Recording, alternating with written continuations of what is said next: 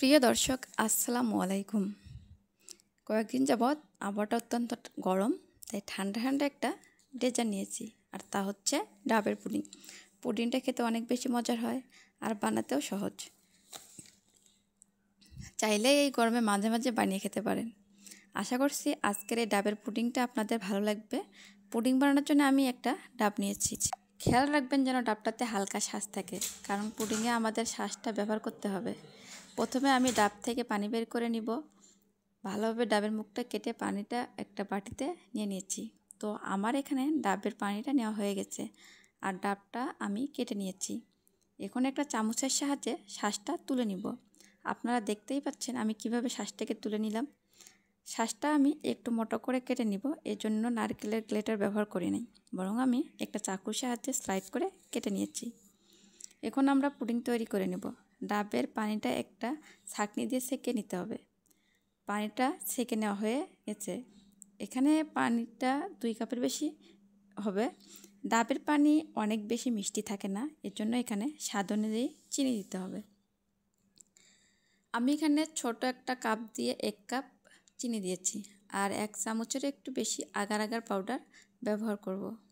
বন্ধুরা দেখতেই পাচ্ছেন আমি কতটুকু আগার আগার পাউডার দিয়ে দিচ্ছি।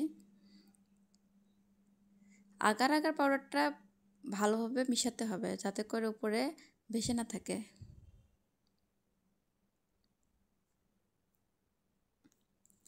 এখন মাঝারি আছে জাল করে নিচ্ছি।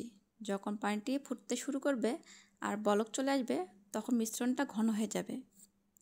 এবং পুডিংটা জমানোর জন্য আমি একটা ছোট সাইজের মোল্ড নিয়েছি। তারপর আগে থেকে যে নারকেলগুলো স্লাইড করে রেখেছিলাম সেগুলো দিয়ে দিচ্ছি।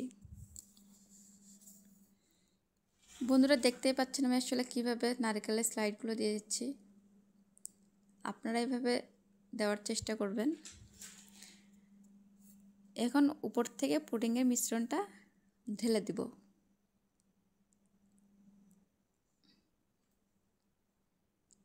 আমি পুডিংয়ের মিশ্রণটা এখন ঢেলে দিচ্ছি। নারকেলের স্লাইডগুলো কিন্তু উপরে ভেসে আসবে। আমি মিশ্রণটার উপরে একটু স্লাইডগুলো দিয়ে দিলাম। এগুলো একটু নাড়িয়ে চাড়িয়ে দিতে পারেন। এখন আমি এটাকে 30 মিনিটের জন্য নর্মাল ফ্রিজে রেখে দিব। 30 মিনিট পর খুব ভালো করে যখন জমে যাবে, একটা প্লেটে ঢেলে নিচ্ছি।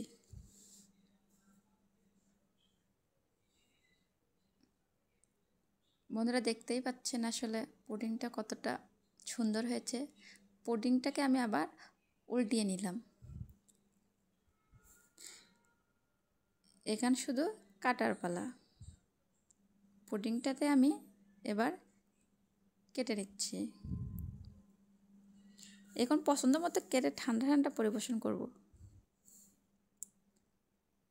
আশা করছি আজকের এই ঠান্ডা ঠান্ডা পুডিংটা সবার কাছে ভালো লেগেছে। সবাইকে ধন্যবাদ জানিয়ে এখানেই বিদায় নিচ্ছি। আসসালামু আলাইকুম।